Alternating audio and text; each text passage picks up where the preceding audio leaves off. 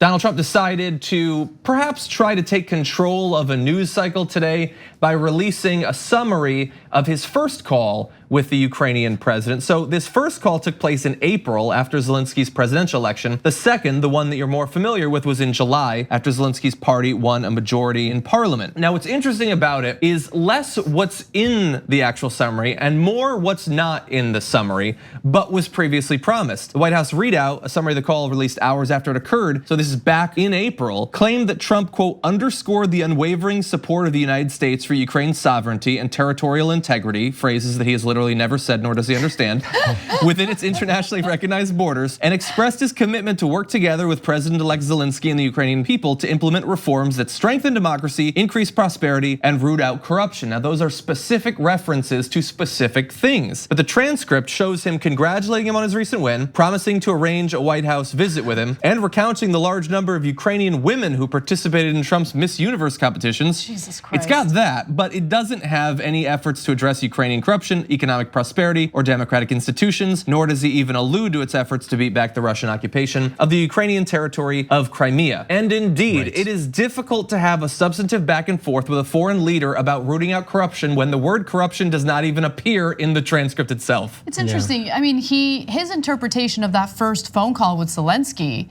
was very different from what it turned out to actually be, right? I mean, it was interesting to hear him constantly talk about like, maybe I'm gonna release the first call. You just watch. I'm gonna release the first call. I'm gonna release the first call. I'm gonna release the first. And you're like, okay, then release the first call. Like, why are you like latching onto this and not actually doing it? And the reason why he didn't actually do it is because there's nothing there. There's nothing there that actually helps him out. Yeah. No, I know we've talked about this before, Anna. I mean, so many aspects of this presidency are rooted in the personal and the shallow and the soap operatic, right? Yeah, the reality show. The reality TV show. This is our first reality TV show president, hopefully the last. Yeah. But so you can it's actually extremely revealing when you see the actual transcripts of these phone calls and how absent they are any aspect of governance, history, institutions, democracy,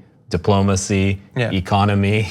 It's just about like chicks at my pageant, you know? Actually, and also, by the way, I just want to clarify, no one has seen actual transcripts because the actual transcript of the July 25th phone conversation between Trump and Zelensky was immediately moved to a top secret server by White House lawyers because they were so concerned about the conversation. We've yet to see it. And so we have a summary of the call that was released by the Trump administration under the assumption that the exchange between Trump and Zelensky wasn't that damaging. They thought that wouldn't be so damaging. Yeah.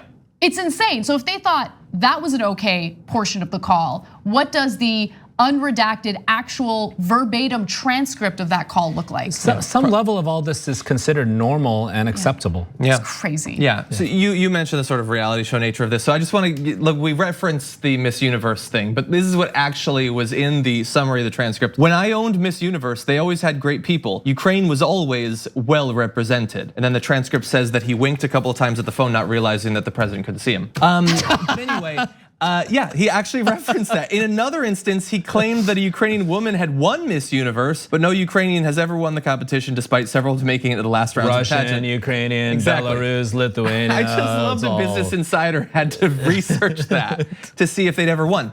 But you reference the I'm gonna show you the first one, because really he did want to tantalize. Yeah. Like don't look at this former ambassador. I've got something more exciting coming.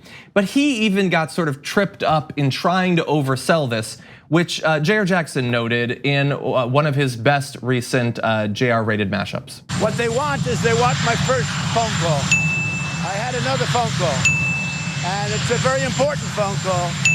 And it came to my attention last night that they want the first phone call. Now, the problem I have in releasing the first phone call, because that was actually the second phone call, and it's a perfect call. But they found out there's another phone call, and that's the first phone call. And they want it released, and we're considering that. Which one? That I don't know. I don't know about any call. Wow.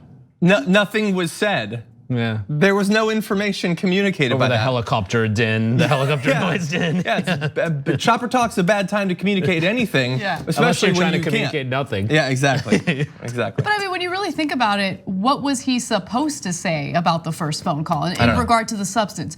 I was talking about Ukrainian models.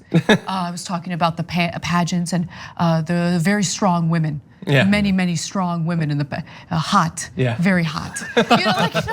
There's really nothing he can reveal about the call that would actually help mitigate the damage that was done by the second call. But that actually is one of their tactics right now. So what I have been reading is all the right wingers are like, look at this first call. You know what you won't find? You won't find anything about Biden, anything about a possible quid pro quo. There's nothing there. And so you leftists, this proves that he wasn't trying to set up some sort of quid pro quo, which is just a little bit too clever because you should really take note of the timing of these calls. So the original call that we were talking about was a couple months into Joe Biden's candidacy, and that's when he apparently wanted to set up this quid pro quo.